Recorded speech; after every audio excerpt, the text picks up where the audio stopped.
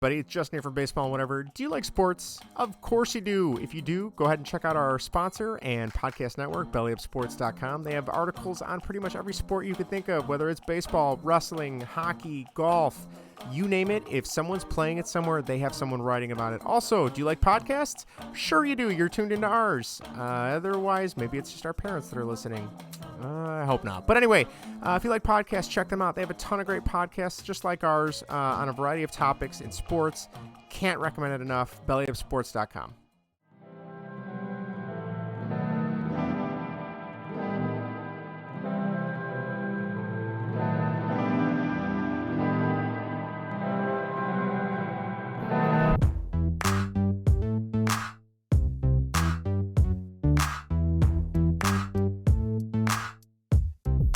All right, everybody, we are back. Baseball and Whatever. I am here. It's Justin. We got Vinnie. We got Greg. I am back from my self-imposed internet hiatus slash, I don't know. What else would you call it? Is that slash the right? Fiber going out in Manhattan, slash the Illinois. Fiber. Yeah. So 123 Fake Street. Rule.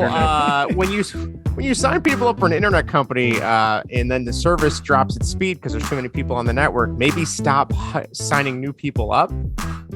It's just my But they philosophy. want the money. They want the money. Capitalism. Yeah, they'll get the thing. business and fix the problems So, later. we are up and running. I know my speed right now is not 500 megabits down. It's probably about 20 or 50. But anyway, we are here. Welcome. I'm happy to be back. I'm happy to be back with my. We're happy to have you back. My two favorite podcasting gentlemen here.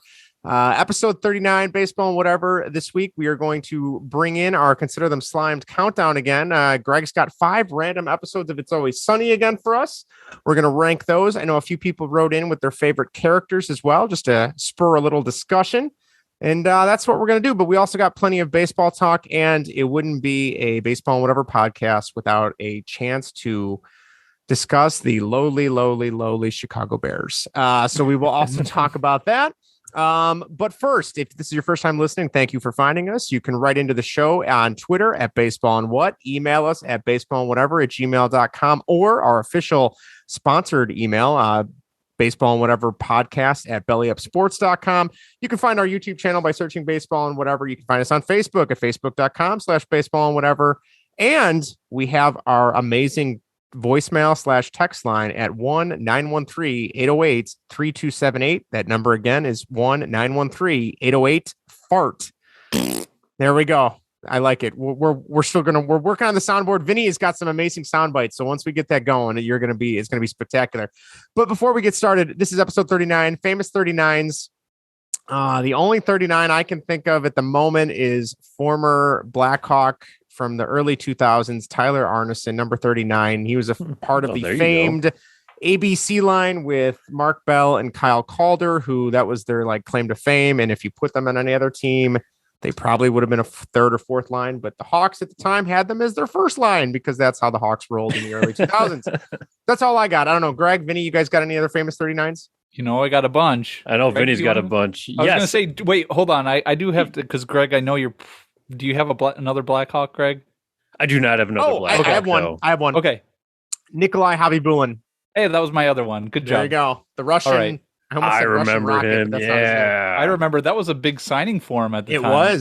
It was. And then they brought him back again at the end of his career. And then he got hurt and you never heard from him again. It was like he just disappeared. Yep. He just disappeared. I like to think he's working in a Russian Siberian work camp or something right now for, I don't know, something he did. But, labor camp. Wow. Labor camp. Poor incarcerated. I don't know. His last year. In the gulag. He was not good his last year. So, I mean, but anyway, go ahead, Vinny. Is he going to join forces with Sergeant Reznov and try and escape? That's where you call it. Mason, what do the numbers mean, Mason? Any other 39s? I was going to say, Greg, you want to go? Yeah, I was going to say for the White Sox, I have current White Sox Aaron Bummer, who was definitely a bummer this year.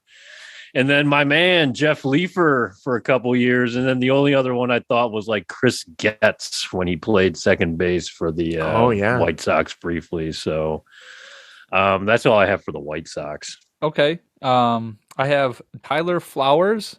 Oh, yeah. T-Flow was a 3. Okay, that must have been before he was 17 and then 21. Yep. And Roberto Hernandez. Oh, that would have been early 90s, right? That would that would have been Closer for the that would've Sox, yeah. Yeah, that would have been the 90s, I believe, right? He Or was really good on 94? RBI 94. I can vouch for that. So, And that's not Fausto Carmona's real name. This is a different Roberto Hernandez. So, I forgot about I that. think. So who the hell knows at this point? But Oh God, they got so many aliases with that. That guy was a punk. Hated that guy. Cleveland and Fausto Carmona. Fausto Carmona, Roberto. Remember that? He's like he had to like falsify his name. He's like, oh, by the way, he's actually Roberto Hernandez, and he's like 3 years older than his birth certificate. So. Some weird stuff going on in baseball. Anyone else for the Sox, Vinny?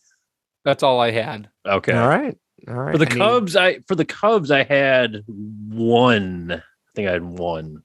Jason Hamill. Jason Hamill. Oh yeah. Okay. God, I forgot about him. I think that's the only guy I can think of. I got a couple more, 3 more. Okay. I have Manuel Rodriguez. He played this year. Last year, he was the closer.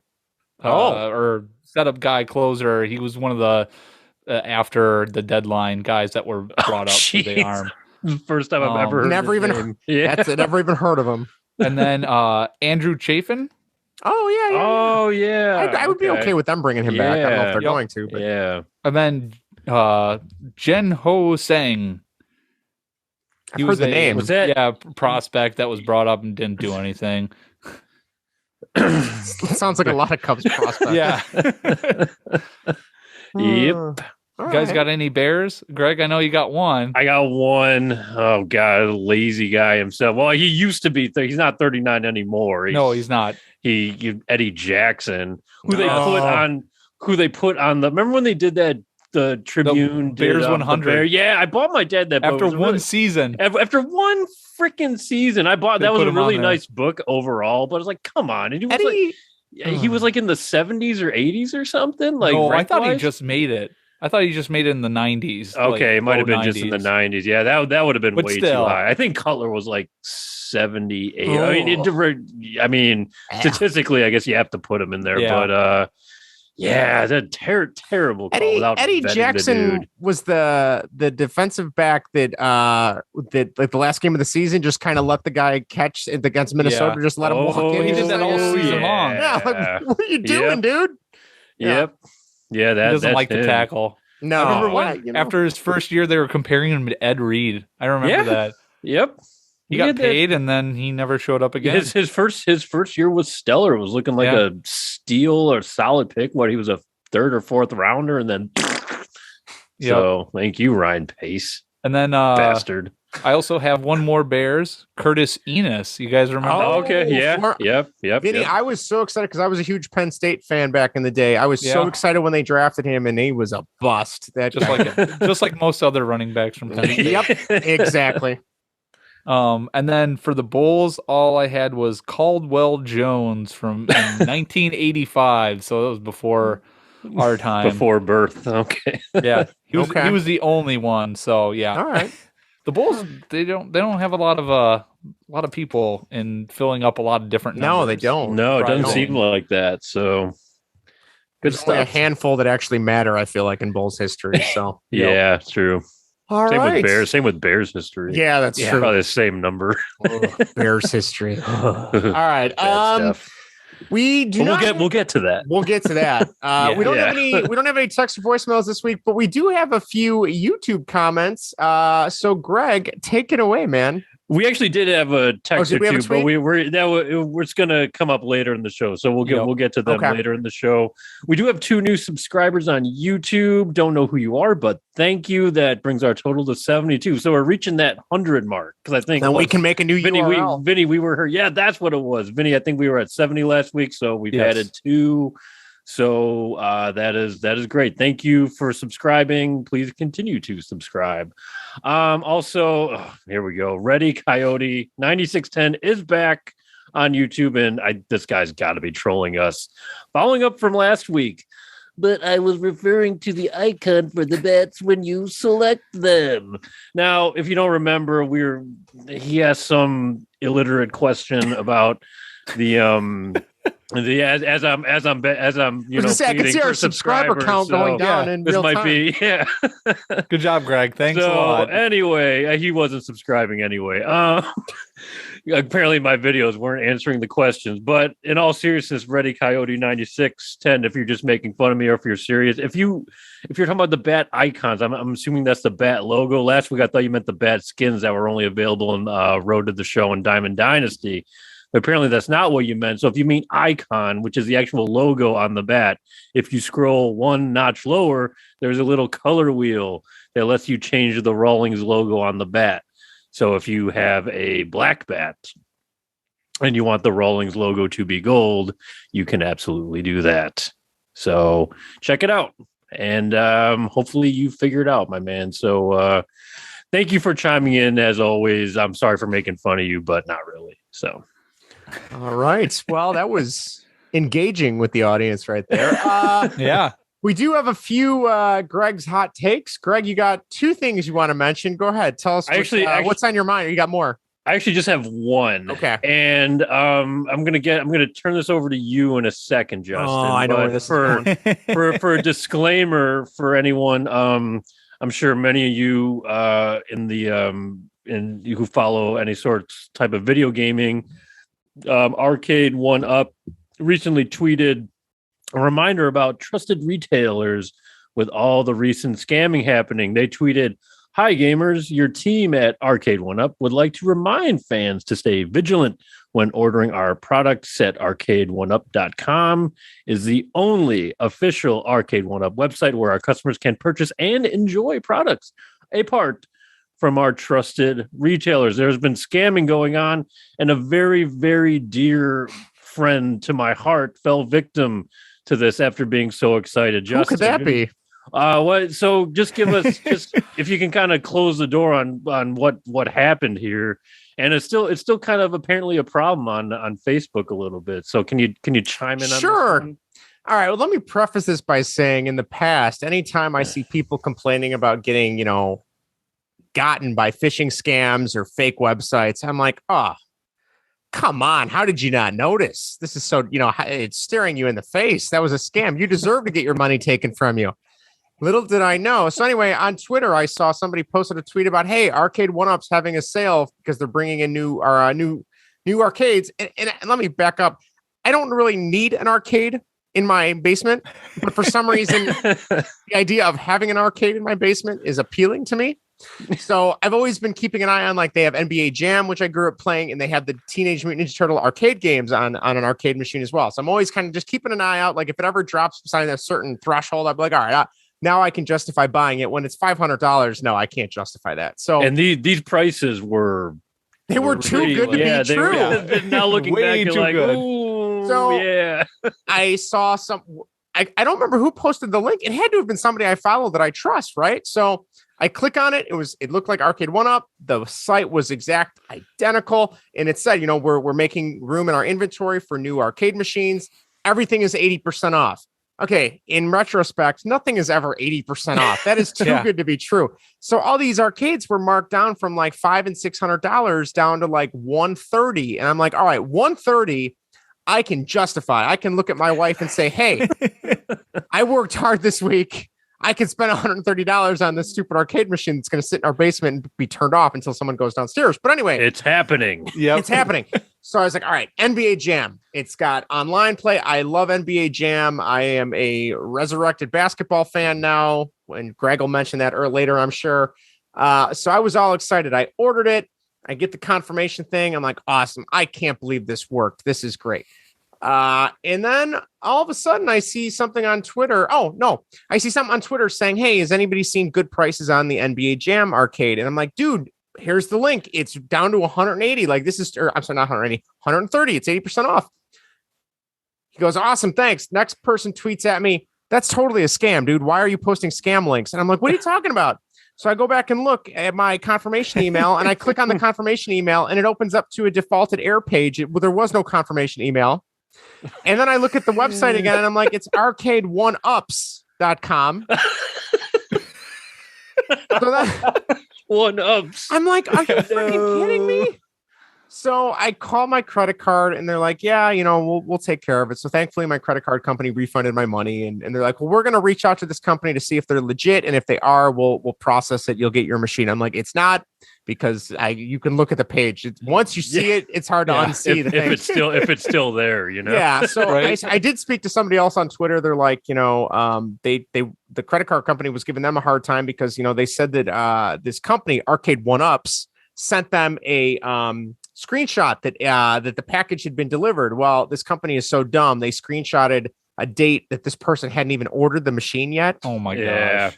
So we're dealing with the bottom of the barrel here. Yeah. The rookie level scammers. I got my money back. I haven't had any illicit charges, That's but good. So, cause I was surprised my company, the credit card company, didn't want to send me a new card. They're like, we'll just keep an eye on it. I'm like, So we'll see. I might say that I lost my card and they got to send me a new one. So that is the Arcade 1-Ups scandal. And the sad thing is Facebook is letting this company advertise, because I keep getting ads now because apparently they know I'm a sucker. Yeah. And I keep reporting the ads and they keep coming. So Facebook clearly doesn't care. See, a lot of people have been saying that on Twitter, exactly what you're saying right there in the comments to that post by Arcade 1-Up, not 1-Ups. They're saying, that Facebook that Facebook ad is still out there for that shit. So report that they're stuff. paying them. Yeah, apparently. Apparently so. They're paying them with Justin's money. So if it's or at least that other guy's money, it probably is. So I think the arcade dream has died with this whole experience, and I will just keep the old PlayStations and Nintendo 64 down here, and how much is the NBA Jam arcade? Did you say it was 500? It was 500. I've seen it on sale for 400, but still 400 is kind of pricey for. I think it's got NBA Jam Tournament Edition, and NBA Hang Time. Considering I have all those on my little Retro Pi, I don't really need it. So I think I'm out.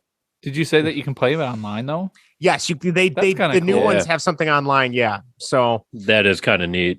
I mean, it's cool. The Ninja Turtle one looked cool too because it reminded me of being a kid going to the arcade, and it's got the old school graphics on the side. But those you can't play online, and I feel like with those beat 'em up games, you can only play those so many times before it's the same thing over and over again. So yeah. Well, you're a big NBA Jam guy, so I know you get a lot of it. And you know what? You've been working very hard, Justin. So yes, I think you deserve to treat yourself. So well. And then you'll be on Slimed. For Greg. Greg's just trying to get himself content. It's already started. I treated myself when I bought my PS5 a couple months ago, so I can't really justify treating myself again. But so that's you can. That's the arcade 1-Up debacle.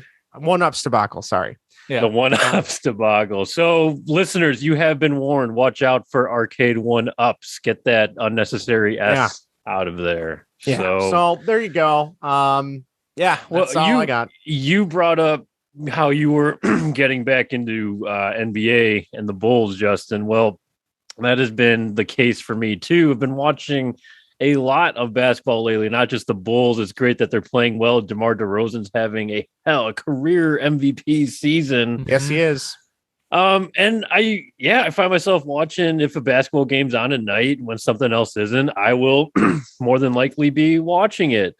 So that's interesting how that is happening, because normally this time of year I am locked into bed. Like, this is the reason why I live, is for the baseball off season. This is my jam, and there is none of it. So, you always hear these people on radio or the podcast or media say, well, baseball is going to lose a lot of fans. And I'm a longtime baseball fan, and I'm just like, nah, I'll always be here. I'll always be angry. I'm always going to be an angry baseball fan. I'm going to say horrible things about people. But I'm starting to more toward the NBA sucking me in. I'm like, oh my God, it's happening to me. It's baseball. good. I'm driving away from baseball. And you know what? They freaking deserve it, because I'm a longtime loyal MLB TV purchaser, MLB network payer, all that garbage. So, you know what? That's happening in real time. And it not to get into the lockout or anything here, because fuck all of them. But yeah, at this rate, we are looking. It is not on a good trajectory right now. Spring training is definitely going to be. Already affected. I think we can pretty much shut that down. So. Yeah. So normally, I think 3 episodes ago we had a great hot stove episode. We had the flurry of signings, and the stove has gone extremely cold. We were so optimistic. Yeah. We were. Everything was great. We were talking about all these players signing for billions. Marcus Stroman is a Cub still? Yeah, exactly. And now everything has gone cold. So cold, in fact, that we are shifting gears to independent baseball. Not that that's a bad thing. No. Because the newly founded Staten Island Ferryhawks of the Atlantic League of Professional Baseball have found their manager for the upcoming 2022 debut inaugural season.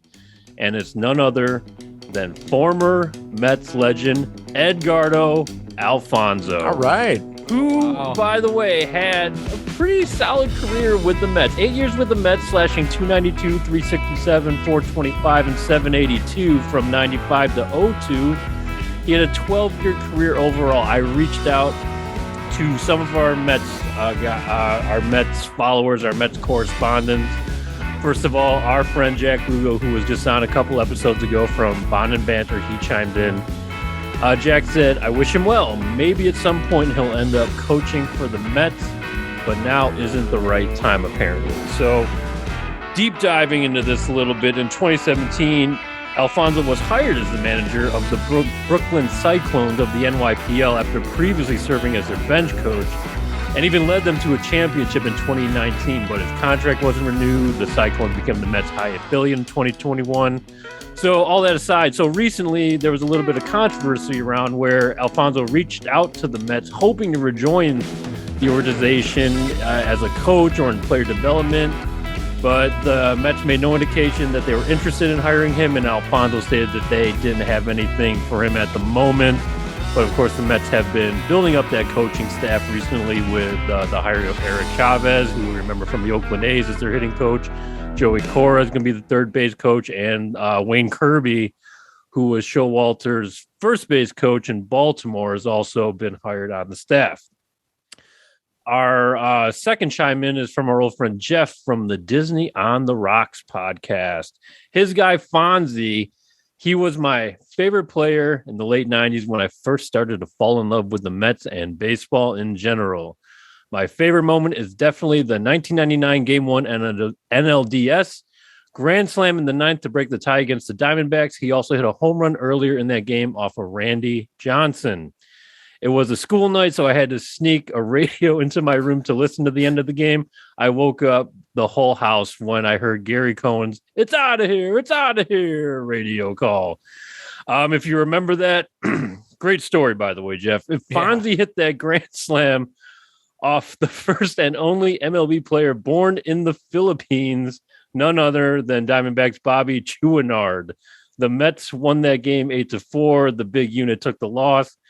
The Mets went on to win that series 3-1 against the D-backs, but unfortunately lost in 6 to the Braves in the NLCS that year. Just a little, baseball blast from the past for you. The Mets lineup in Game 1 was Ricky Henderson leading off. Edgardo Alfonzo, he was batting second at second. John Olerud was at first. Mike Piazza catching. Benny Agbayani in right field, the old smashing Hawaiian. Robin Ventura was at third. Sean Dunson in center. Ray Ordonez at short. And Masato Yoshi was pitching. Melvin Mora and Roger Cedeno also got an at-bat in the game. So those are some old school Mets late 90s names for you. I didn't realize that Edgardo Alfonzo had such a good slash line. I mean, I always thought, he's decent, but that's pretty consistent. He had a solid career. Yeah, he had a solid career, and he's definitely loved by the Mets fans apparently. So he'll be the manager of the Staten Island Ferryhawks. So best of luck to them in their inaugural season. Very cool. Good for them. Yeah, we'll have to shout them out. Maybe we can get some Ferryhawk swag. Not that I'm asking for anything, but no, not that obvious. Of course not that obvious. Of course not. So yeah, I mean, good for them. That's good for him, I should say. That's exciting. Yeah, I have a feeling we're going to be talking a lot of minor league and independent ball this year. Like I said, nothing wrong with that. Not that there's anything wrong with that. So it'll be, a return to our roots. All right. We do have a little bit of Southside news, some former White Sox, which I will be honest, last time I thought about these two players was probably a good 10 years ago. Well, I was going to say, speaking of names you haven't heard of in a long time, former White Sox outfielder Melky Cabrera and pitcher Francisco Liriano have announced that they are retiring from baseball. Although I believe baseball really made that decision for them, since both of them have not played in the majors since 2019. Liriano pitched for the Sox in 2012, where he had a 3-2 record and a 5.40 ERA over 56 innings pitched and 11 starts. Interesting. Yes. Oh, okay. I was going to say, I was wondering what you were pointing for. Oh, was that for me? Yeah, sorry. Oh, jeez. Melky signed a 3-year, $42 million contract with the Sox in December 2014. He was part of that amazing press conference the White Sox held, where it was him, David Robertson, newly acquired Jeff Samardzija, Todd Frazier, Adam LaRoche, the whole gang. They were starting to put. Was Drake there? No, was that Adam LaRoche, or was he the year after? I can't remember. I want to say it was the year after. All those guys just melded together. But anyway, I remember the three of them on that podium. I'm like, yes, this is awesome. The Sox are going to do awesome things this year. They did not. Greg. Yep. In 3 years with the White Sox, Melky had a decent slash line of 287, 331, 427. 758 slugging with an OPS of 108. He was always a high on base guy, but not a lot of power. So both those guys are retiring. And to, bring this all together, the White Sox signed Edgardo Alfonso in 2012 and assigned him to AAA Charlotte. No record of net bat or game played. That great signing is the baseball stuff, news. I like whatever. I like it. Well, hey, I like that you brought a full circle, Greg. That's a talent. For those who remember Edgardo Alfonso, I hope you can appreciate, the history and the memories of the man. So we wish him nothing but the best. So good for him. Yep. I don't know about you, Vinny. I have absolutely nothing to report on the Cubs. I got nothing. They're just there. I got nothing either. Yeah. I think I saw Tom Ricketts was counting his money at some point this week, or diving into a pool of cash like Scrooge McDuck. I don't know. Last or this week, it was supposed to be CubsCon or something like that. That's right. I think it was. Yeah. Yeah. It was the anniversary of him giving that goofy look when people started booing him because of the marquee deal.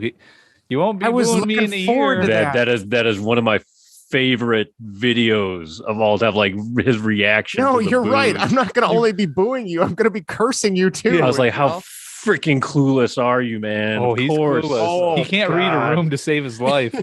That was beautiful and terrifying. Who would you rather have running your organization in terms of just complete cluelessness and doesn't know how to read a room? George McCaskey or Tom Ricketts? Tom Ricketts. Tom Ricketts? You still on?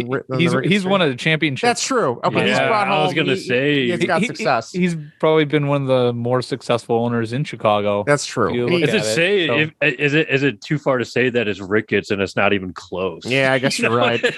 He doesn't. He also doesn't. I mean, you feel like crap saying it, but McCaskey's is just. He also doesn't have Mother like 2 feet behind him watching at all times. Like George McCaskey. Yes. Mother likes how the team's playing, so we're going to keep things the way they are. All right. Just imagine if that's how he did his press conferences. Oh. Now I'm just picturing like Norman Bates. Yeah, he's got a different wig on. Yeah. Oh, Mother, why didn't you tell him how great I'm doing?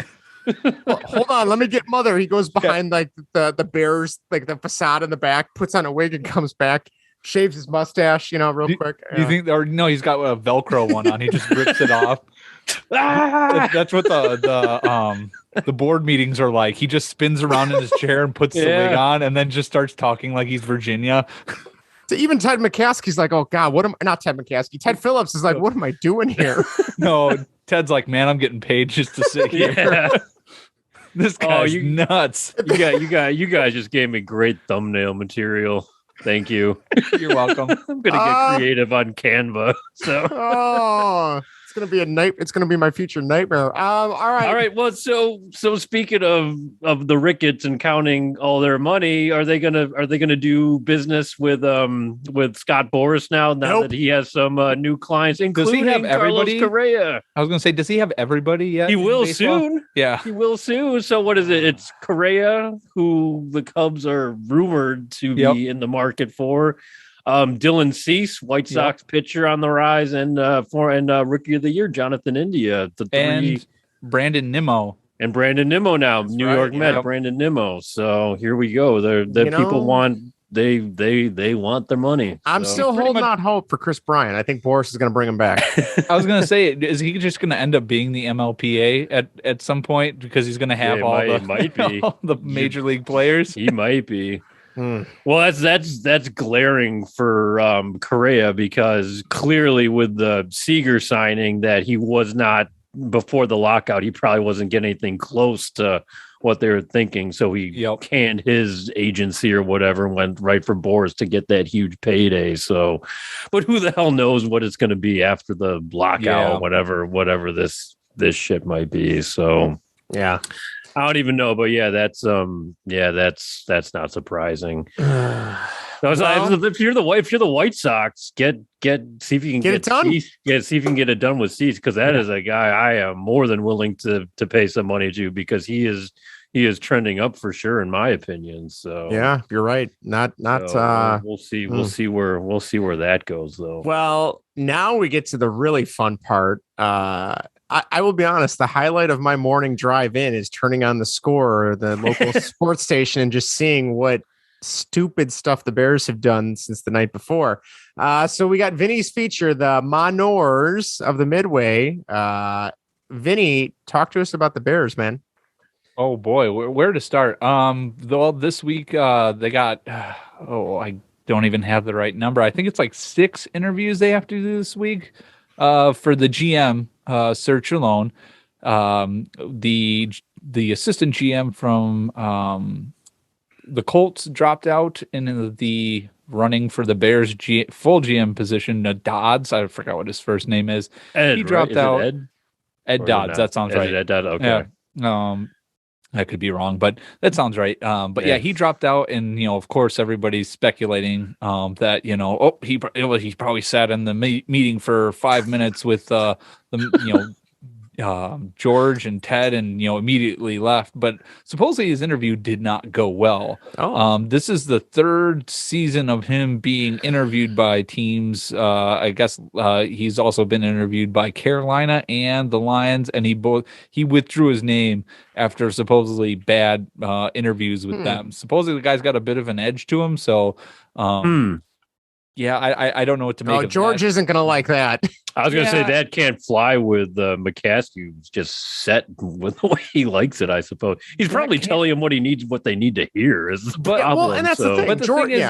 But the thing is they have Bill Polian there, so you would like to think that, even if he's making the room a little uncomfortable because he's saying, things that need to be said, that Bill Polian's like, yeah, that guy's right. You need to be doing that. So I don't know if it's so much that maybe this guy isn't cut out to be a GM in the NFL, or maybe he just likes what he does, and maybe that doesn't necessarily translate to being GM. He just likes the scouting and stuff like that.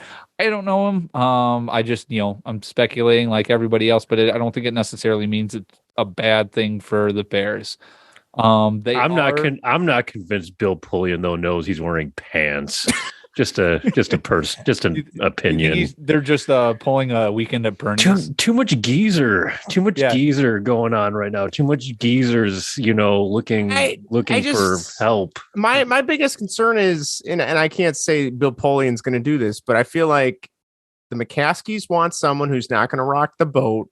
They'll just kind of toe the company line. I mean, look at, was it Bruce Arians said, "Oh, the first thing I do if I came in," when he interviewed last time, was he'd cut Jay Cutler immediately, and like that was too radical. It was That was too Chris much. Ballard. That was Chris Ballard. Okay, I'm sorry, Chris Ballard. But even then, it cut everything. It was too radical for the McCaskies. It was, oh no, we can't, that's not how things operate here. We're a family, and all that crap. I don't know. You would like to think that they finally realize that they have to shake it up, but there's nothing to convince you that they will until a new hire is made, really. So right. It's all just speculation. I still don't understand. And I know you guys talked a lot about the Bears last week, is like George McCaskey came out in that press conference, which is going to be infamous because it was so bad. I remember listening to it on my lunch break, and I'm like, oh God, stop talking. For the love of God, stop talking. But when he says, I haven't learned enough, or I don't know enough about football, it's like, you don't know enough about the family business that you've been a part of for a long time. And then in the same breath, he goes, well, I'm still going to be, I'm still in charge and I'll make the final say. You just admitted you don't know what you're doing. So why would you, you know what I mean? And then you bring in Bill Polian, who I guess is better than Ernie Accorsia from last time, right? Didn't they bring in Ernie Accorsia? Yes. And look how that went. That was a complete train wreck.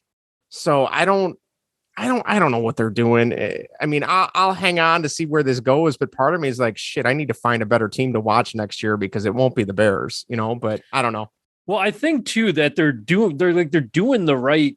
They're making the right steps right now. It's like we just don't know who they have in their sights, right now, or who they really, heavily considering other than these interviews. I know they can't talk to a lot of the guys that are still, in the playoffs here, but I mean the trajectory looks right, but just the history is really what's making you nervous going on with these hires right now, at least for me. So yeah, well, they had actually 7 this week they're getting through, and two guys on the list I like: Rick Smith, and then God, I can't think of his first name, but Khan from the Pittsburgh Steelers. Yeah, he's like a VP of football operations there, or some high up position, executive position. So 2 names that I like that are still on the list. So yeah, I mean, and then they brought in Matt Eberfluss from the defensive coordinator from the Colts for a second interview. That's getting me a little worried. Again, I would hope that they're going to let the new GM that they're going to hire make the coaching selection, and they're not going to just say, well, we made the decision for you, and the new GM's going to be like, what? Yeah, especially with a guy like Eberfluss or something like that. I mean, just a no name are at this point. Yeah, unless it's Bill Belichick. I don't know who exactly else you would do that to. I mean, would it just be like Harbaugh or something? Like, would that be the one name that you hire before you hire the GM? Supposedly, I don't know. Supposedly, though, he just signed a new assistant coach or coordinator or something to Michigan, and so it's like, why would you spend all that time bringing somebody new to? And then why would you bolt? And supposedly, he's also talking about an extension too. So so you don't even know if that's on the table, really. But Hub Arkish did report that he made a phone call there was a phone call that was made to the Bears. It might have been Harbaugh. It might not have been Harbaugh. They might have talked football. They might not have talked football. Yeah, that was reported this week. He was on the radio talking about how on the score. Or? No, it was on something else. I had. You mean somebody else conned someone else someone else into letting him come on the radio? That's not contractual. Yeah, right. No, he had made a comment. It was really just pitiful. Gosh, what was it?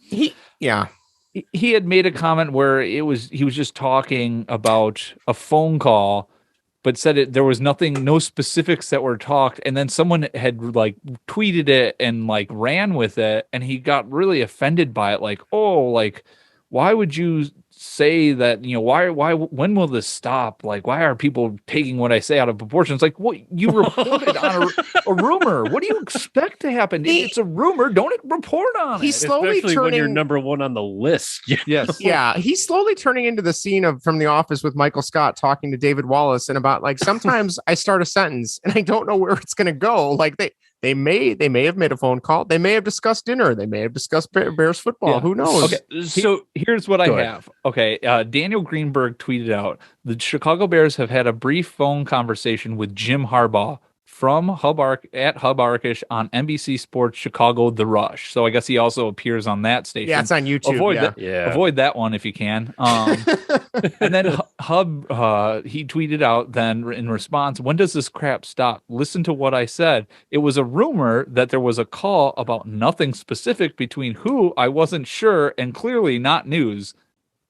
Then what are you reporting? Like, why are you even? So now he's going for rumors. Call? Yeah, that doesn't make any sense. He's from what source is that coming from? Like, how does he know? The same source that told him that George told Matt Nagy to start Justin Fields, and that Matt Nagy was going to end up getting fired too. He's slowly dissolving into just complete and awful garbage. Yep, crap.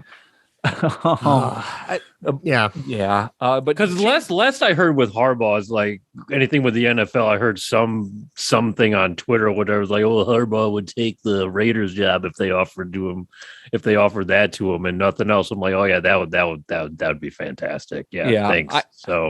I think he wants probably more GM authority, something like what Bill Belichick is at the Patriots, to have the more power instead of just the coaching, because I think that was kind of his issue with the 49ers is he butted heads with their GM there, if I wasn't if I remember correctly.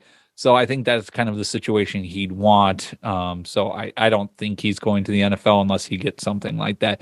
But I change speeds going from bad reporting to awful Bear fandom. I've seen on all these posts about the GM search. Well, the Bears, they got to go out there and they got to get a GM with a GM experience. We don't want this new guy that doesn't have any experience being a GM. Okay. Of all the current GMs, their prior experience, do you know how many? There's 28. Do you know how many have previous GM experience? And I mean by previous GM experience, I even went assistant GM and GM. So if they had that in their previous title to where they're currently the GM, that's where that's where I categorize them. So do you know how many of the 28? I'm going to say 7. I was going to go half. I was going to go 14. You're very close, Justin. It's 8. Wow. two were GMs, the Jaguars current GM and the Washington football team GM were both had previous GM experience, and then there were that looks bad. You can't even count the Jaguars, I suppose. Right? And there were 6 assistant GMs that are currently GMs: the Bills, Ravens, Bengals, Broncos, Falcons, and Seahawks. And then there were 20 other current GMs that did not have any assistant or GM experience. Now, some of them did have like a VP of football operations. I didn't count that. And I do have the Eagles GM on the list, who was the GM, went to VP of football operations, and then assumed the GM role a couple years later. So technically, I guess you could throw him there. I didn't want to do that because that's cheating, because he was still kind of in the top position there. So, but yeah, 20 other teams. We have the Dolphins, the Patriots, the Jets, the Browns, Steelers, Colts, Titans, Chiefs, Chargers, Cowboys, Eagles, Lions, Green Bay, Panthers, Saints, Tampa Bay, Cardinals, Rams, and 49ers. All those teams, their GMs did not hold a GM position beforehand, and I think they're doing just fine. So I think the Bears just need to hire the best person possible. They don't need to hire a yes man, just the best person possible. I don't care if they have previous GM experience or not. And the Bears shouldn't be pigeonholing themselves, and it doesn't appear that they're doing that. So give me someone who can scout, for the love of God. Find that guy. Yeah. I'm with you. I don't give a shit if he had prior GM experience or whatever. Can he identify talent?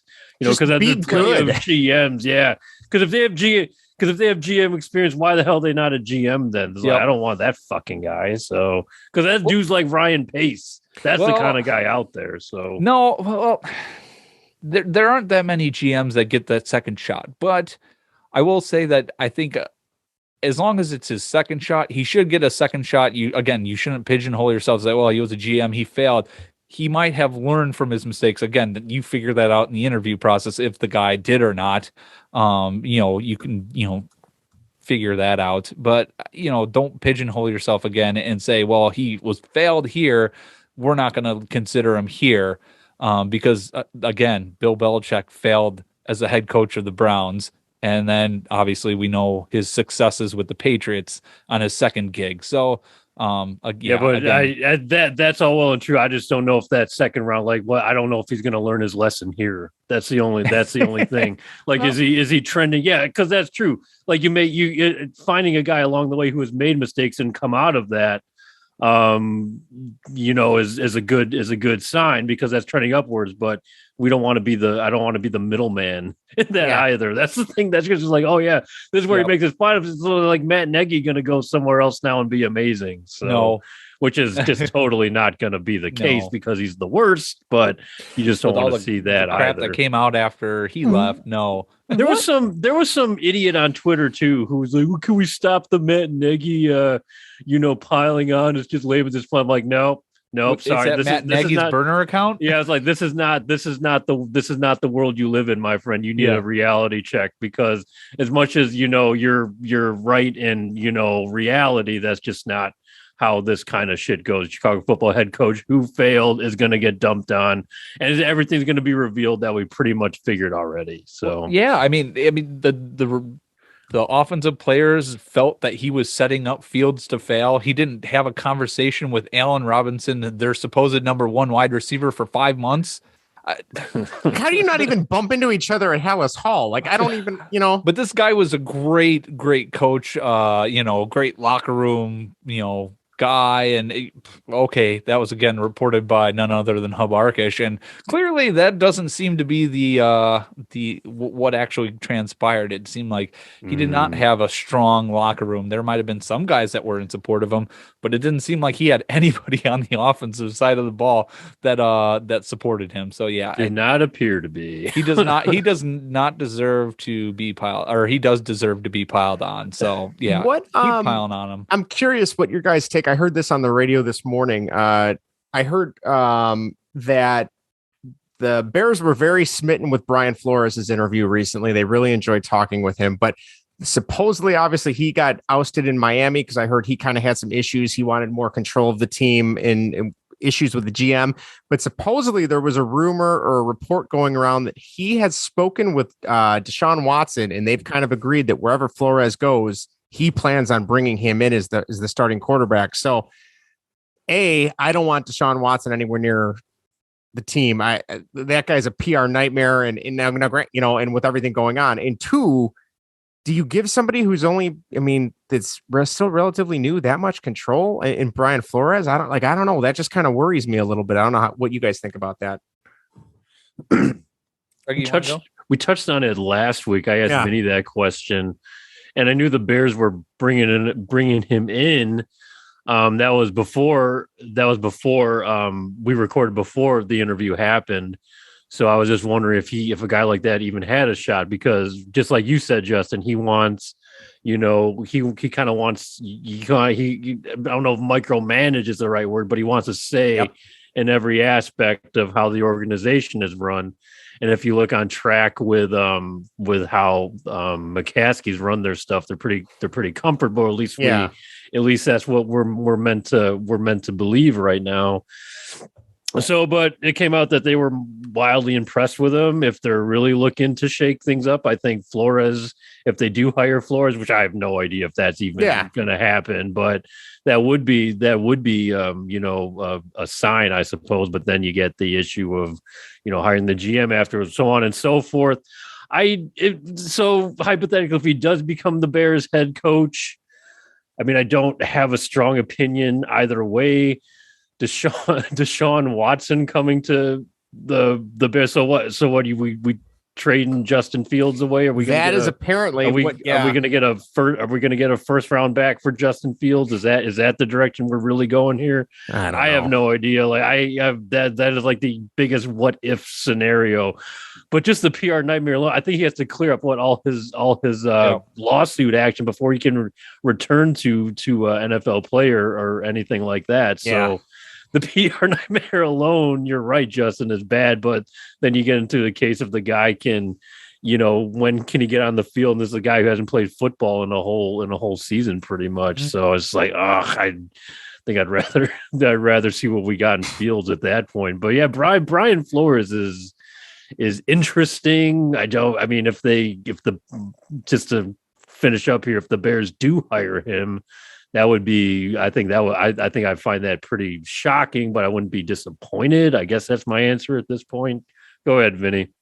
Yeah, I don't know. It just doesn't seem right. I think he needs to clear up his legal stuff, like you said, Greg, before they do that.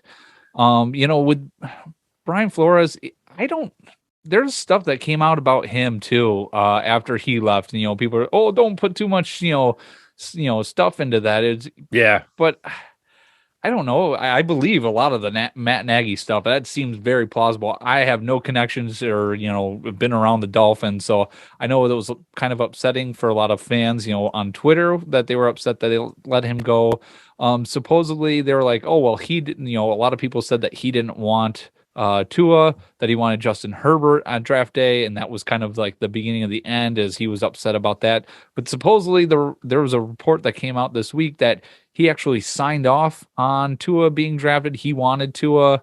There was a speculation that he was quoted on his ideal quarterback was like big, physical, athletic, which fit the Justin Herbert model. Mm-hmm. And so people made that connection on what he was interviewed saying, but supposedly he was all in on Tua, and then I guess changed his tune, I guess after a couple of years. So I don't know about him. Again, he's a failed guy to, getting a second chance, right after he fails. Does he have a chance to kind of reflect and say, I wonder what went wrong there, to maybe change his tune when he comes to a new place? I don't know.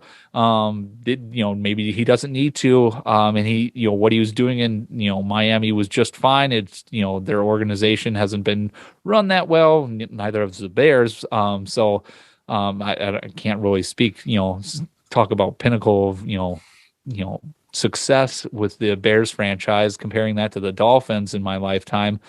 So I don't know. This is going to be all up in the air, and I don't think there's really a bad candidate that the Bears have been interviewing going, oh God, I really, I guess maybe Doug Peterson. I really don't want Doug Peterson.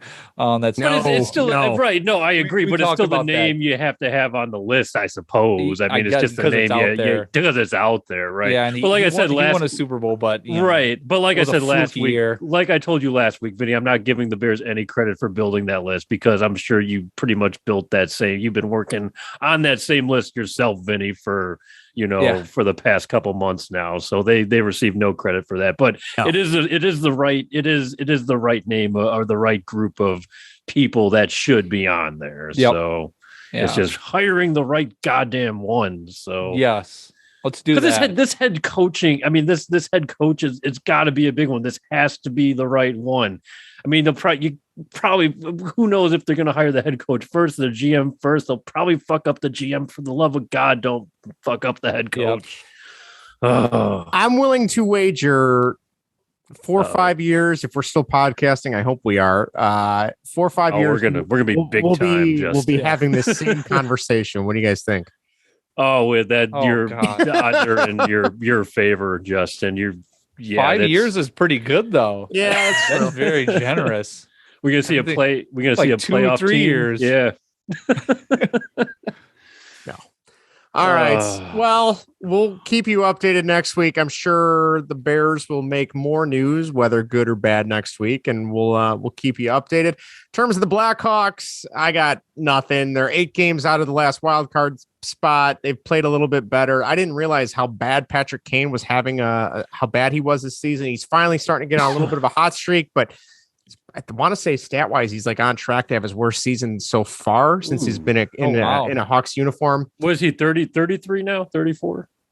He started in 07. 08. He started in 08, I think, or no, 07. I don't know. So yeah, so he's got to be 32, 33, something like that. Okay. Yeah, so we'll see. I mean, I got nothing really. I'll be honest. The team's not that great. I've kind of fallen off a little bit, obviously, watching them. Been watching them Bulls. Bulls. Although the Bulls had a rough go the last few games, but that's what I started tuning into. I'm just like, hang on, Greg, just hang on.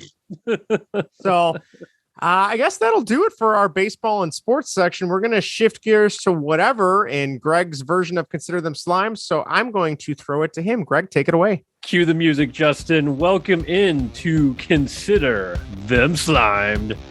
It's Always Sunny, Part 2, Slimed 5. There's a lot of numbers. There's a lot of letters to go right there. But if you don't remember, we did this episode, a couple months ago, where we ranked, and that's kind of the rules of Slime 5, where we rank 5 random episodes of anything. Obviously, in this case, It's Always Sunny in Philadelphia. And then I'm going to play host as I did last time, and Justin and Vinnie are going to participate in it. So we're going to get their rankings. We're going to issue some fun facts. We've got trivia for them, and we've got some surprises along the way. So this episode was co-produced by Justin's lovely wife, Erica. So she gave me 10, I think she drew 10 episodes because she was just having so much fun doing this. And then she sent me the 10, and I picked 5 random from there. And she sent me a lot of fun facts too that we'll read about each episode, and we'll just kind of go from there. I was shocked that she picked the episodes, and I said something to her. I said, "Yeah, last time, Greg looked up some trivia. It was pretty cool." Well, she took that as she was going to look up trivia too, and then she gave me. She's like, "Oh, look, she had pages of notes." And I'm like, "Oh my God, what are you doing?" And she goes, "Oh, well, you told me to get the trivia." I'm like, whoa. I didn't tell you to get the trivia. I said, "But that's amazing. Thank you. You can be an associate producer on the producer now." So. She absolutely did. And I am using most of it for the episodes that were selected. All right. Great. So yeah, like I said, 5 random episodes. We are going to rank them. I'm going to see how you guys do against the IMDb ranking. See if you guys are on track with that. All right, and then we will go from there. How's that sound? Sounds like a plan. Here we go. Consider Them Slimed. Slimed 5 is back, ladies and gentlemen. Justin, are you ready? I'm ready. Vincent Francis Jankovic IV, are you ready? Hold on. I'm ready. He's ready. All right, here we go. The first episode is we're off to a great start with profanities here on the podcast. Season 3, episode 9. The first random episode is Sweet D's dating person. That is the first episode. We'll have to talk if I need to beep these out or what. Yeah, probably should. So maybe a special needs person. I don't know. So if you don't remember, obviously we read the episode as is titled in history. Dee begins dating an amateur rapper who Dennis thinks is mentally. Meanwhile, Frank, Charlie, and Max start their own band, but can't agree on what type of music they should play. Okay. You guys know this episode. I know this episode very well. All right. Very well. Very good. Quick fun fact about this episode. I'll throw it in quick. The boom mic is visible when Mac interrupts Charlie during, Nightman? Yeah. Okay. Yes. So I don't know if you guys caught the boom mic, but that was contributions of Erica. The second episode is season 3, episode 10. Mac is a serial killer. After reading about a serial killer terrorizing young women, the gang suspects that Mac may be the serial killer when they notice that he hasn't been to the bar much lately.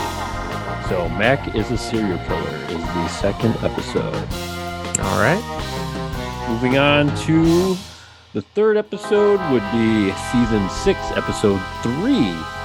The gang buys a boat. Good one. That's one of my favorites of all time. The gang attempts to find adventure on the sea after they purchase their new boat. The Drowning Sailor. Yeah.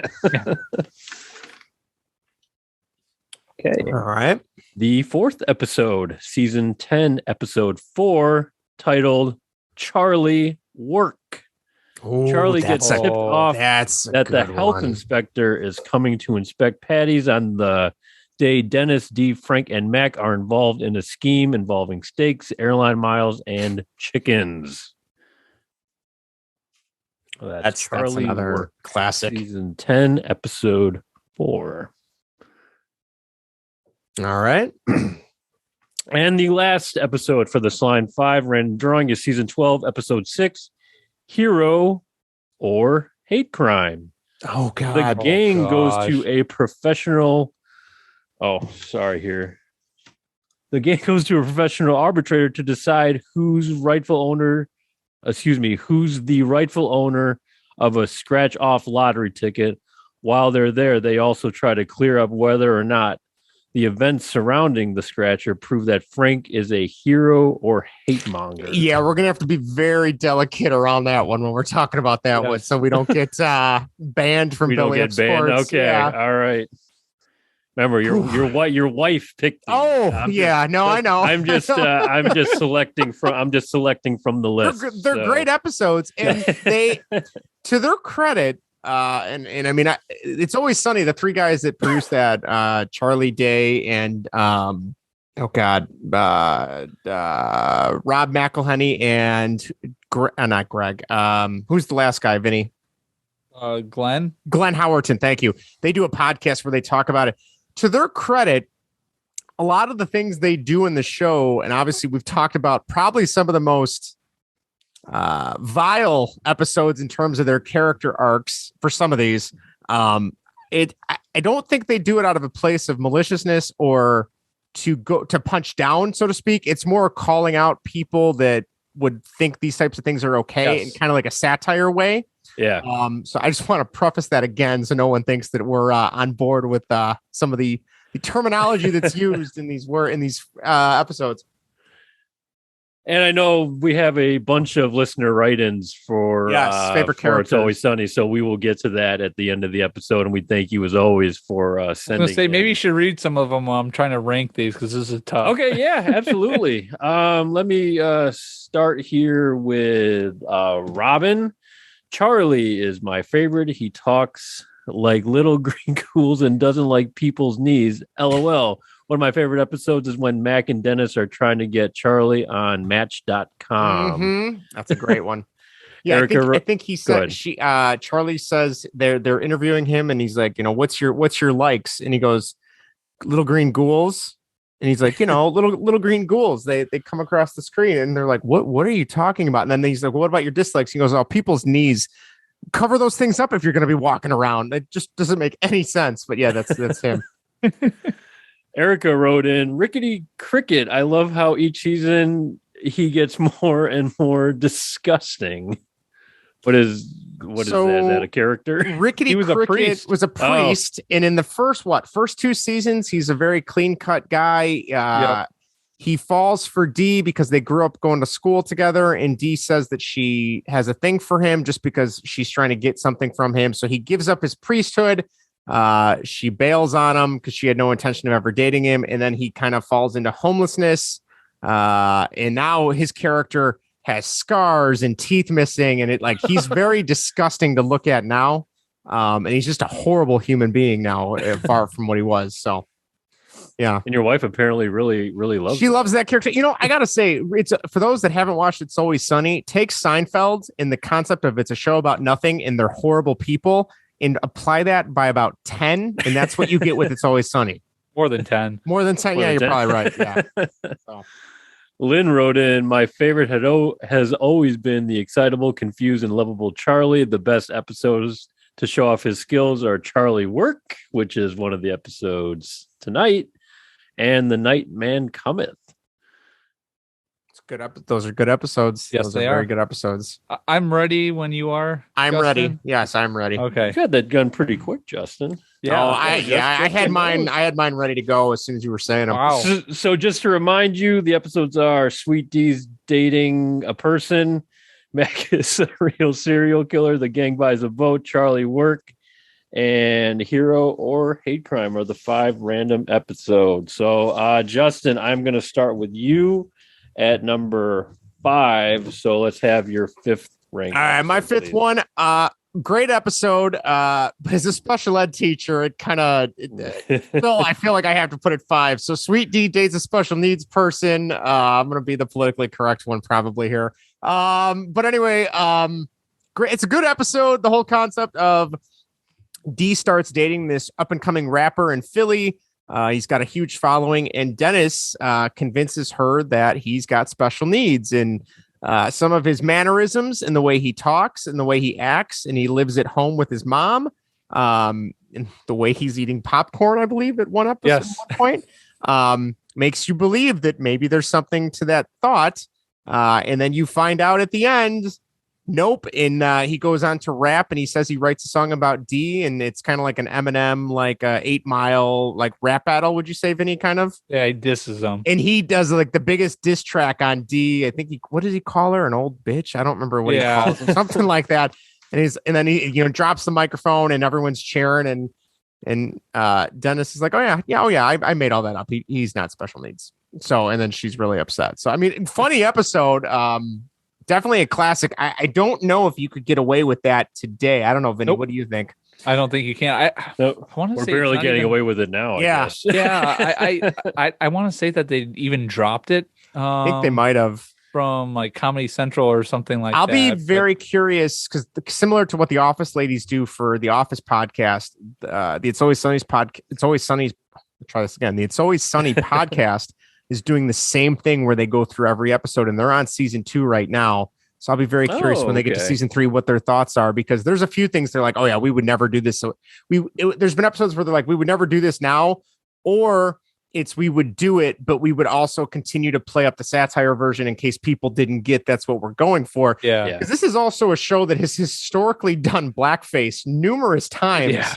Oh, that's what they've taken off of yes. Hulu. And the Lethal Weapon episodes. And one of their episodes this season has been referencing the blackface and about how, that was a horrible idea. What that were we episode thinking? was great. It was good. So, and again, they're doing it in a satire. Whether or not you feel satires can go too far, that's up to you. I'm not going to get into that. But it's a funny episode. I mean, I will be the first to admit I found it funny. So, Vinny, go ahead. Well, really quick. Go ahead, Greg. I forgot. Erica wrote in a fun fact for this episode. Charlie is shown actually playing a song on the piano. Actor Charlie Day grew up learning piano as both his parents were musicians. Oh, so he's very talented. Piano in a couple episodes, and it doesn't look like he's faking it. So no. Number 5 for me, Mac is a serial killer. It was great. I mean, all these are all great episodes. Yeah. I mean, it's tough to rank these. But yeah, that's a really good one. That's I think when Charlie starts his lawyering in the show. Yes, I believe. I think you're right. Is when he starts that and he starts talking bird law. Not bird law yet. He just acts as Mac's attorney because Frank's thinking he's a serial killer, so he's trying to make sure he's not giving up too much information, and Frank's gonna turn him in and cut him up and everything. Because at the end of the episode, Frank's got a chainsaw that he was gonna cut up Mac, and then they find the real serial killer. But yeah, that's a really good one, and it makes number 5. That was the introduction of Pepper Jack. I was just gonna say that's Pepper Jack. Took Dennis's Fraggle Rock thermos. That's right. And thinks D is a lady of the nights, and Pepper Jack is the pimp, right? Isn't that? Yes, that's gonna be his lady now. Yeah. Well, since you ranked that one 5, Vinny, I've got a question for you. So we're gonna play a little. What's the next line with Vinny? Uh-oh. So we have. I'm gonna say a line from Dennis, and you have to tell me the line from Frank. All right. Oh, And I'm sorry if I'm like reading this. Yeah, like I don't know how he says it in the episode, so I'm going to do my best. So they Dennis fooled me, says, Jerry. They fooled me, Jerry. Exactly. So Dennis says, Frank, we don't need the chainsaw. Is that what's in the bag? Frank says, I don't know. That's at the end of the episode too. Okay. You have an idea, Justin? No, I don't. Frank says, oh, we do, because drawing a confession out of someone is like doing a beautiful dance with a chainsaw. Does that ring any bells? Yeah. Yes, it does. On track. Yes, it does. All right. Oh my gosh, that's too funny. Moving on to number 4, Justin, what have you got? My number 4 is actually what Vinny just said. Mac is dating a serial killer. Again, great episode. I love the fact that the pimp character Pepperjack actually made a return this season. He's been gone for like 7 or 8 seasons, maybe even 10 seasons. That was his only appearance. His only time, right? Yeah. So that's great. I love at the end you find out that the serial killer is actually Dee's neighbor, who they are all hanging out in his apartment because she's got keys to it. And they go into the fridge, and there's a bunch of severed heads in the fridge. And that's how you find out he's the serial killer. And then he shows up at the very end. And I think Frank's line is like, "Oh shit," or something like that. He starts the chainsaw. Yeah, that's right. So, good episode. Yeah, I love the fact that they have Dennis and Dee. Dee is out trying to lure the serial killer, and Dennis is like in the weeds watching. And Pepperjack shows up, and Dennis is like, all right, you got to get out of here, dude. We're trying. We got something going on here. And then he's like, well, if she's not your lady, she's Pepperjack's lady now, or something. Yeah, whatever he says, So yeah, good episode. That's my number 4. And then I don't go ahead, Vinny. I was going to say that's when they both Dee and Dennis dress up as serial killers. That's right. Dee dresses up as a serial killer clown, and then Dennis dresses up as like a painter because that's his MO. Is he gets into people's houses by saying he's going to paint them, and then they stalk the waitress. The waitress. They get really deep into it. Yeah. Yeah. They spray, and then they spray her with Dennis actually acts like he wants to as he's talking in the episode, like he wants to kill the waitress, and Dee's like, no, we're just kidding, right? And he's like, yeah. He gets like all like trying to walk it back and everything, but then they get pepper sprayed by the waitress because they're stalking her during the middle of the night. So that was another great part of it. That's a good one. So yeah, that's my number 4. So Erica's fun facts for this episode.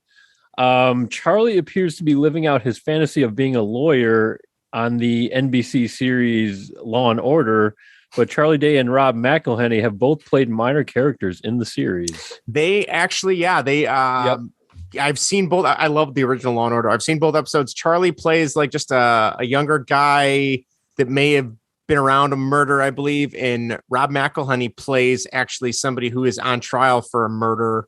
And I think he gets convicted. He takes the fall for it because he was like, he was guilty. He killed the guy, but and then the other guy that was associated with him was the older brother from Pete and Pete. It's a good episode. So nice. There you go. Interesting. Yeah, there you go. The other fun fact she wrote in was this episode was available on MySpace from August 16th, 2007 to August 23rd. MySpace. A month before the 3rd season premiere and more than 2 months before it was actually broadcasted on FX. Did you guys have MySpace? I did. No? Oh, Greg, you did? Yeah, I did. I can tell you guys, you would probably both, still do. You both would have been in my top 8. I'll throw that out there. So. Oh, wow. I don't know what that means. So you used to have a thing on your profile, Vinny, where you could put your top 8 friends. Yep. And it was a big deal. Like if you in high school, if any at all, if somebody pissed you off, it's like, oh, well, I'm taking you out of my top 8, dude. Screw you. Man. So it's a a big deal. That was a big thing. Is that a big thing within your street racing gang there, Justin? Oh yeah, I had a picture of my Escort with vinyl graphics. I photoshopped onto it. I thought I was cool.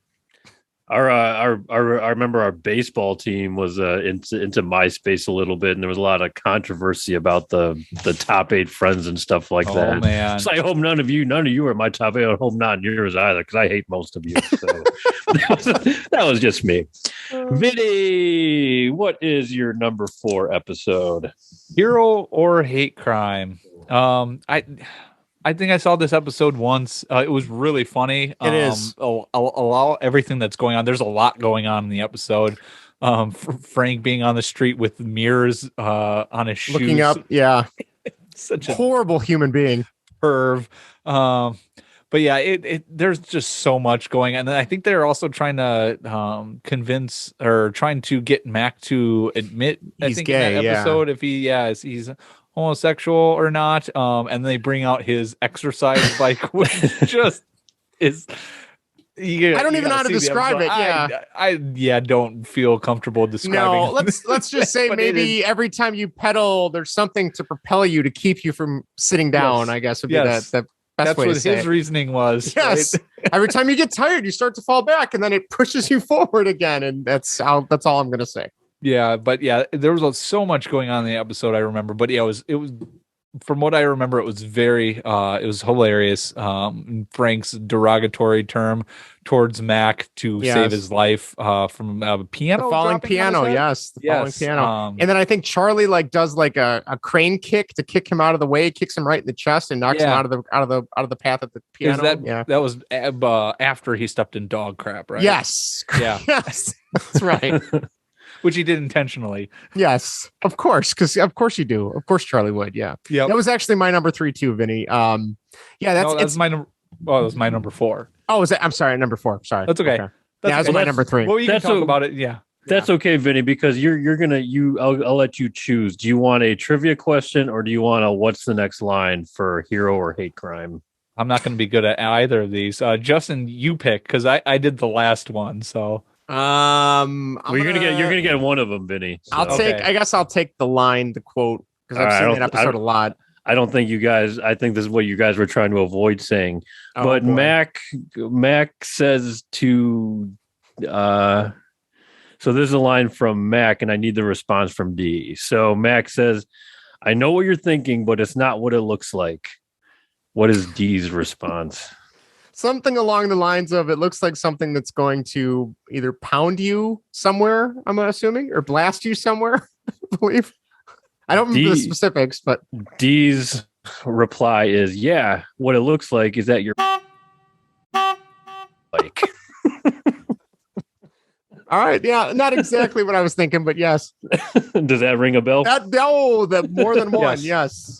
That's the whole. Yeah. That's how the episode ends, actually, I believe, or near the end. So, yeah. Vinny, I have a question for you. Yep. This is the second episode that did not censor the word fuck in the original airing. Do you remember the first? Ooh.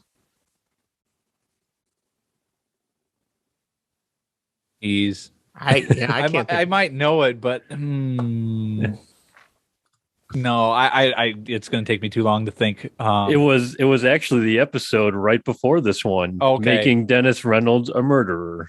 That was the first episode that did not censor the word fuck. That's a great episode. I just saw that one for a first time in a long time, and I forgot how good that episode is too.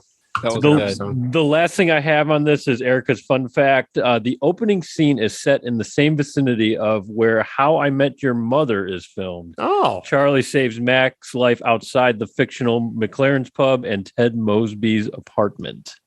Did you guys ever watch How I Met Your Mother? Yes, I watched the whole thing. I really liked it last season, and specifically the final episode was complete garbage. Yeah. Yeah. Ted Mosby is probably one of the worst characters ever in TV sitcom history. And what is Josh Radnor doing nowadays? Is he doing on anything? The Hunters. He's actually fantastic in that show on Amazon Prime. Oh, is it? Oh, okay. Yes. There we got go. Al Pacino in it. Oh, that's right. Yeah. Very good. I recommend you guys watching. Really? I watched like 3 or 4 episodes. I was thinking this was going nowhere with Josh Radnor. That's a freaking dark show. Yeah. Holy cow. It was very good. Justin, you need to finish it because it gets really good at the end. I tapped out after everybody got murdered at the backyard barbecue. I was like, oh God, I'm out. In Alabama. Yeah. That was boy. I forgot that was the first episode. Okay, so I tapped out after the first episode. That was like the opening scene. I made it through the whole episode. And I'm like, 5 minutes. That was really good. I can't watch any more of this because I'm going to be too depressed because it was so dark. But yeah, it was very good. I love Al Pacino. Al Pacino. So yeah, he's great in it. All right, Vinny, back to you. You're number 3. Number 3 for me is Sweet D is dating a special needs person. This is a great episode. With the title of the episode, not that great. Yeah, not that great. Did not age well. No, but the whole premise of it is pretty funny. That Dennis is convincing her that. Yes. And of course she is so worried about it and doesn't see it at first, and then she sees what he's saying and like completely derails her relationship. And it turns out that he's not, and he completely disses her. But I also love the side story of the guys trying to start bands. Oh yeah. And the Pecan Sandies. That was it's Frank's name, right? Frank's band name that he came up with, and yeah. He said it's got this sexual meaning, or it's a hitting the meaning. Double entendre. Yeah, exactly. It's a cookie, and it also means something else. What does it mean? Oh, sexual. What does that mean? Like, and he goes, I don't know. And so just the different bands, and that was the start of Dayman. That's song right. Dayman. Yeah. So that was the start of it. Then they created it, and they got booed off the stage pretty quickly. Dennis and Charlie did, and it was a great episode. I really enjoyed the whole music aspect behind it. That episode, I want to say, is like one of the first times we see Charlie huffing paint too, right? Like with the spray can and the paper bag. Because I remember he's got all the drapes are closed. He's got spray paint all over his face, and he's writing his song. And Dennis comes in. He's like, "What are you doing, dude?" And he's like, "I don't know." Yeah, and he's high as a kite. So yep. No, I think. Well, maybe spray paint, but okay. I think he was huffing glue in an earlier episode when they were all walking a mile in each other's shoes. That's right. And that's when D, and because he has to huff glue in order to get to sleep in his house or in his apartment, because he's got a bunch of angry, hungry cats outside his window that he can't listen to because they're all meowing during the night, and he's eating cat food to help him get sick and fall asleep, which I don't understand that. But yeah, I don't think that's the first time you see him, huffing anything. I think the walking a mile in the shoes, that was the Dennis Reynolds erotic life with that's Sinbad. Right. Yeah, the whole band B storyline is really good. And Charlie's kind of like doing the Bob Dylan thing. Dennis is doing like David Bowie, Ziggy Stardust, weird bodysuit, and 80s.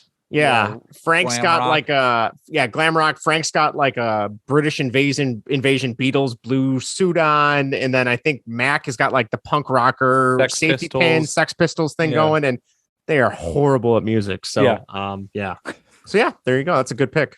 Well, sticking on the music side, Erica's last fun fact for this episode is that Charlie Day writes most of the songs in the series, which I'm sure you guys knew. So that's awesome. So Dayman is a great song. Yep. Moving on to Justin's number 2. All right, my number 2 is probably one of my top 3 favorite episodes of all time, and that is maybe top 4. The Gang Buys a Boat. I love that episode. When my parents bought a different boat a few years back, I was begging them to name it the Drowning Sailor, because that is the name of the boat there. Just the fact, the opening scene, they walk into this marina, really shady looking, boat salesman. He's got like a pinky ring. He's got like a Hawaiian, like Tommy Bahama shirt on. And, they're telling them that they want a P. Diddy-esque shrimping vessel and all these things. And they're like, "You're not writing any of this down. What's the problem here?" And he goes, "Oh, so you want this, this, and this." And they're like, "Oh, I mistook you. I thought with like your look that you wouldn't know what we were talking about. He brings him out to the boat and he's like, yeah, this isn't what we want. And I think Dennis makes the line about, I'm going to level with you, pal. We've come into a bunch of, was that with the dick towel money? Yes. Dicktowel.com. And we've been wanting this for like 3 days, which in our world is a lifetime of focus that we usually don't have. And then Charlie's like, yep, we'll take it. And Dennis gets all pissed off because he's like, Charlie, you got to wait. I was building suspense. And then they buy the boat. It is a complete garbage wreck of a boat. I don't know how it's floating, but great episode. There's the fact that Charlie's asking for scuba diving equipment. And they get him he gets the cheap stuff as he refers to it. And he's swimming under the boat, looking for treasure, but it's really just all the trash that Dee has been throwing out the window from the cabin of the boat. And he's pulling up all this garbage. There's the line where they're at the boat store and Dennis gets real dark about, I'm going to bring some ladies back to the boat and go out to sea. And the implication, they're going to have to sleep with me. And Mac's like, you keep saying this word. What does that mean? And he's like, well, they might think something will happen to them, if they don't sleep with me. And Mac's like, that's pretty dark, dude. He goes, oh, no. I wouldn't hurt them, but it's just the fact that they think I might hurt them because they're out to sea and there's no one around. And it just goes to show Dennis is getting creepier and creepier with every season.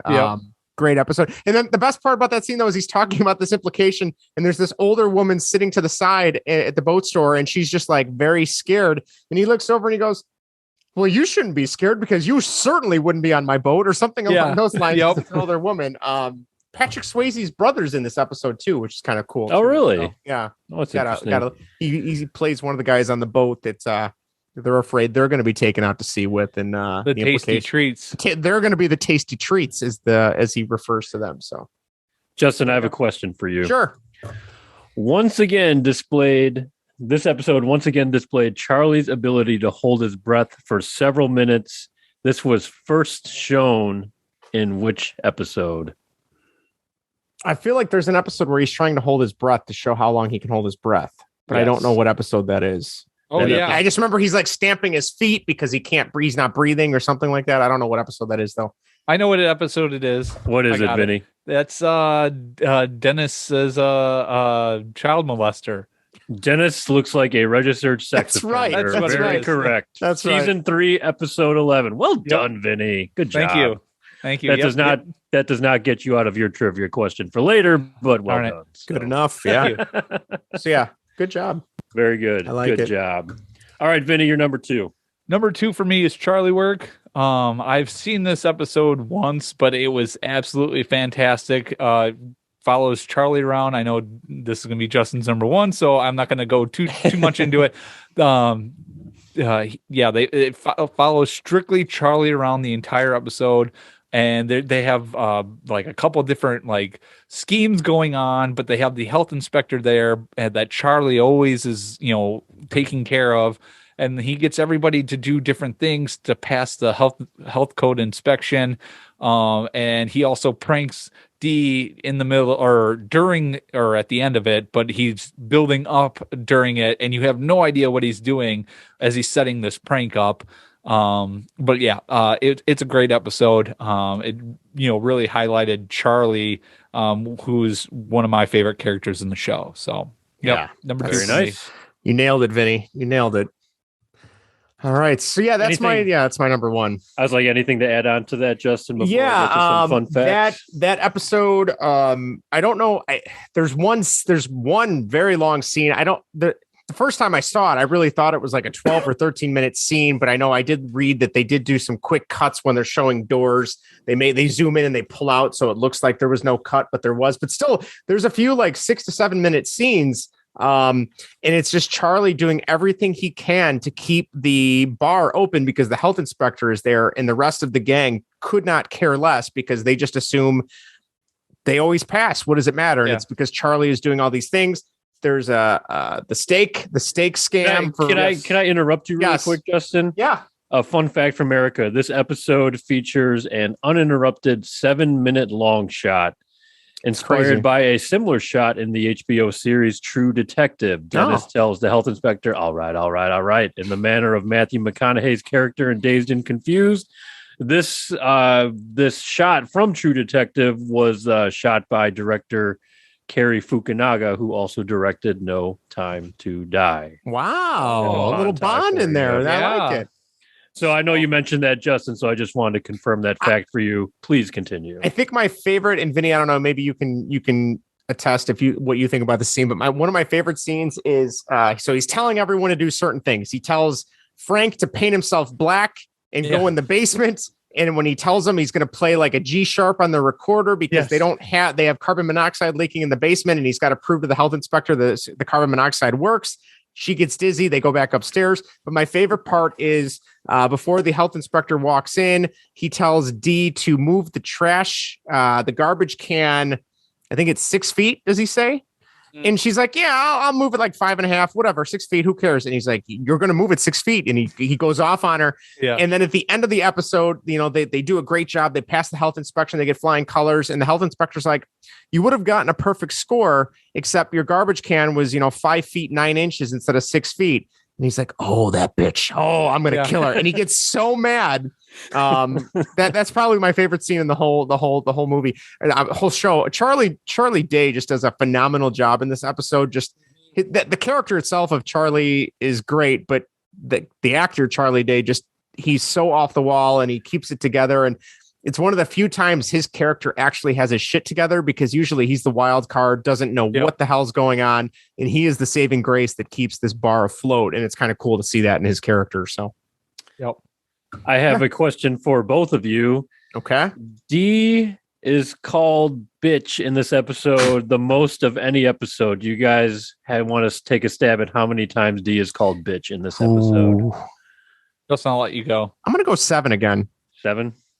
Vinnie? I'll say 13. 11. Wow. A bitch 11 times in this episode, the most of any episode. Wow. Just to wrap up, so you guys have anything more on Charlie work? Not off the top of my head, no. This, I have a couple more. This is my own fun fact for this episode. It aired on February 4th, 2015, which was my 26th birthday. And this episode has an IMDb rating of 9.8. I'll know we'll get to that later, but according to IMDb, this is the highest rated episode in the series. Oh, so not too surprised. Those are the fun facts. Thank you, Erica. And Vinny, you want to reveal your number 1 episode? The gang buys a boat. Absolutely love this episode. The fact that when Dee gets on the boat, she starts playing P. Diddy music and starts dancing, and they all start making fun of her dancing. They're like, what are you doing? She's like, oh, this is my boat dance. And Mac compares her dancing to the inflatable crazy arm guy you see at car dealerships. And Justin's doing a great job. Thank you. With their flailing arms, and she goes, "No, it's not." And know what? I'm sorry. Exactly what I look. Once you said, I've seen this episode. It's a great one. That was that. Yeah, this is one of the few episodes I've seen because I remember that part. Buying one of those. Yes, has it dancing with Dean.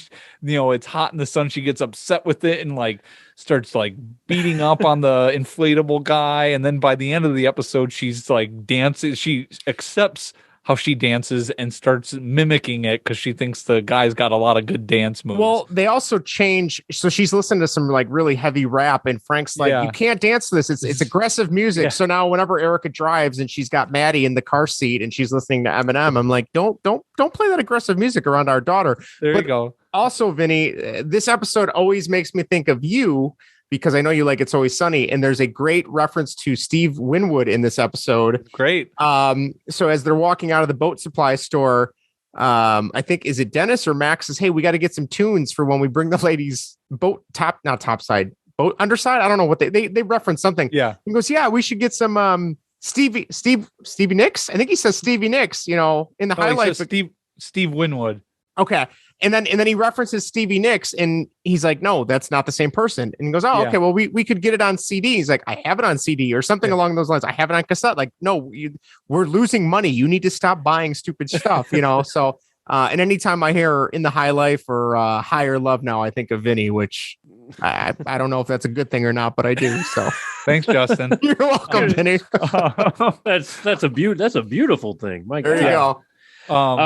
Go ahead, Vinny. I was before going to say, just that whole Mac and Dennis being off the entire episode. You had alluded to before that whole conversation that they're having, and in the, and that's when they had the whole, talking about Steve Winwood getting some tunes and stuff. But that whole conversation about the implication and all of that, and then he looks at that old lady. Well, you certainly have nothing to be fearing, worried about. And then they go to the Patrick Swayze's boat party, yeah, the boat party, and they're like, "Oh, you guys, hold on, you're not leaving yet. The tasty treats aren't here." And they're like, "Are we the tasty treats? Are we the tasty treats?" Of course, we're the tasty treats in this scenario.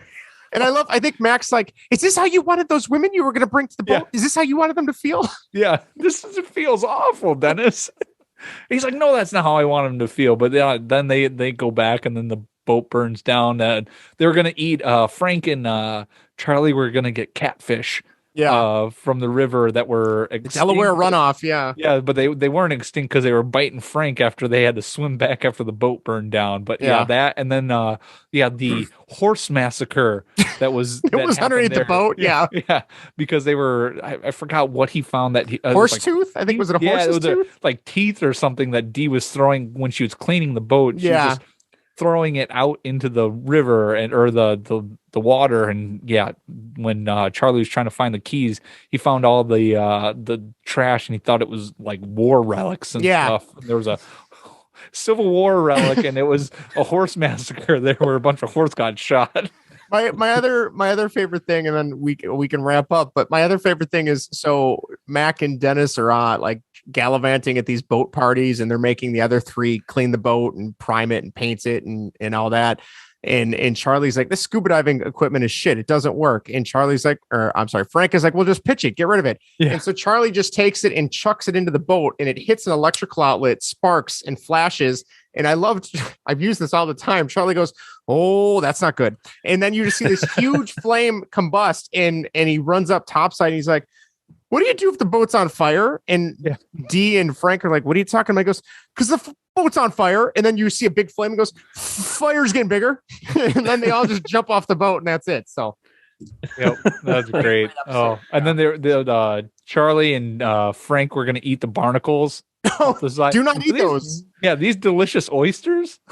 do not eat those. Do not cook those and feed those to us. You will get very sick if you eat those. I don't know if there's any science to prove that or something like that. Yeah, so, great episode. I need to go back and watch that now tonight before I go to bed. So, Vinny, I have a question for you. Okay. And you mentioned this earlier, but this is the first time we see Sweet Dee's awesome tube-man dancing skills. We will see those dancing skills again in which episode? I don't know. Any ideas, Justin? Wait, say that one more time. His dancing skills? So this is the first time we see Sweet Dee's awesome tube-man dancing skills. You will see those dancing skills again in which episode from Sweet Dee? I almost want to say it's the episode that when they have the dance off for the bar, but I don't think that's it. So I honestly was that before? Oh, that's right. I don't know. That's a good question. You'll have to fast forward to the next season, episode 10, an episode titled "How Mac Got Fat." Oh man. Do you remember the scene? Does that ring a bell at all? No, but I remember they were trying to get avatars to do their work for him at the bar and stuff like that, and Mac was building mass. I just remember that part of it. Gosh. Yeah, I don't remember her dancing part of it. And the last fun fact from Erica, she writes, the boat used in the episode was owned by Danny DeVito. Oh, cool. Oh, wow. That's a shitty boat. Unless it was the fancy one. Yeah. I'd have to imagine it was the fancy one. Yeah. Maybe it was the fancy one. I'll have to get back to you on that one. Yeah. So the lists are complete. Justin, just to excuse me. Just to reiterate, yours at number 5, you had Sweet Dee's dating a oops. Number 4, Mac is a serial killer. Yep. Number 3, hero or hate crime. Number 2, the gang buys a boat, and number 1, Charlie work. Yep, that's it. And Vinny, you had at number 5, Mac is a serial killer. Number 4, hero or hate crime. Number 3, Sweet D's dating a person. Whoops. Number 2, Charlie work. And number 1, the gang buys a boat. Yep. So Very comparing your rankings to IMDb, the lowest rated episode, and I don't buy much stock in IMDb at all. This is just purely for fun. The lowest rated episode out of the 5, and they were all highly rated, just a disclaimer, but out of the 5, the lowest rated one at 8.9 was The Gang Buys a Boat. Oh, interesting. Nice. Awesome. At number 4, at a rating of 9.1, was Mac is a Serial Killer. Okay. Coming in third at 9.3, Sweet D's dating a retarded person. Whoops. At number 2, which is I believe still holds the second highest rated episode by IMDb in the series, is Hero or Hate Crime at 9.5, and number 1, Charlie Work at 9.8, which I said before is the highest rated episode in the series according to IMDb. So great job, guys. Good lists. Awesome. Just to wrap up here with a couple more of our listener submissions. Zach wrote in, I haven't watched a lot of It's Always Sunny. Charlie and Frank cracked me up. And the stuff I did watch, didn't they have some Philadelphia Phillies players on there? Can you guys confirm that? Yep, go ahead, Vinny. I know you responded to him, I think, on Facebook. Yeah, right? that was the episode where they get lost in the woods. They're on they're driving to Atlantic City for a animals rights thing that Frank donated a bunch of money to, and he was gonna stick it to him because he was wearing like a all leather suit to it. But then they get stranded because they took a shortcut from Frank, and Dennis and Charlie end up getting there. Instead of, they split up, and Charlie and Dennis end up making it to Atlantic City. And they end up meeting Chase Utley and Ryan Howard at this event that Frank had set up. So, yes, those two Philly players were in there. And it was not the first time that the Phillies' Chase Utley was mentioned in the show. So, nice. Very interesting. Very good. Two Drugs in a Podcast wrote in. I'm going to ask you guys about this. Is it the Dennis system has to be in the top 5 on someone's list? How do you guys feel about the Dennis system? That's a pretty good one. Go ahead. Okay, so we got very good and pretty good. Okay, let's start with pretty good. It's a pretty good episode. The whole premise is Dennis goes through his patented system to getting women, and he goes through each letter of his name, and it stands for something. I believe D is demonstrate. Oh, Vinny, do you remember what it stands for? I'm gonna have to look it up. No, but anyway, but he's going through and talking about how he can get through and break these women down and date them and dump them, and then they come back and then it's the whole premise is Charlie and Frank and Mac are trying to use his system as well, and it's going horrible. And it ends up with, I believe, the waitress gets stabbed at some point at a farm D gets stabbed at a carnival. At a carnival. Yep. So yeah, it's a pretty good episode. I like that one. Nope. Yeah, that was actually the introduction of Dr. Mantis Toboggan. That's right. Oh, okay. It is. Never mind. Yes. Magnum condom for his what does he call it? I don't remember what he calls it. He calls it something. His large condom for his Magnum dong. I think he like switches up like the term for the brand name for the condom. But yeah, that was great. And everybody had their own system, but they liked Dennis's system after he had went through it. Yeah. And was trying, and then they were convincing Dee that Ben the soldier was Dennising her, and she was freaking out and everything, and that's where she falls down the hill as she's trying to run away and trying to be dependent on herself and not of him. Yeah, it was a great episode, I thought, with especially the introduction of Dr. Mantis Toboggan. It's a classic. Very nice. Kev wrote in, Making a Murderer, Dennis Reynolds is my favorite episode. Of course, as mentioned before, the first episode not to censor out the word fuck in the original airing. And last but not least, our guy Pretzel Vince writes in, favorite Always Sunny character is Frank. Because he looks like him. He's taller than Danny DeVito. Yeah. Just as bald, though. Oh, man. No. Guys, you did a fantastic job ranking these episodes. I always enjoy your passion. It just gets stronger and stronger. I would like to see some more some better answers for trivia, because it's only going to get harder. So step it up for me, gentlemen. Other than that, you guys are golden. So. I think I might be able to do better on Office trivia just because I've seen that show so many times. Fair enough. Yeah. I don't know. I mean, I know you guys are fans of the show, but like I said, I've never watched it, so I'm sure these questions are quite. They're tough. They're tough, difficult, but they're good. So, I was going to say, Justin, do you remember the name that Mac gave his exercise bike? No, I thought you were going to say what Mac system was. His was the Mac move in after completion. Yeah. I don't remember what his exercise bike. What was it called? Do you remember? He gave it the name the Ass Pounder 4000. Never stop pumping.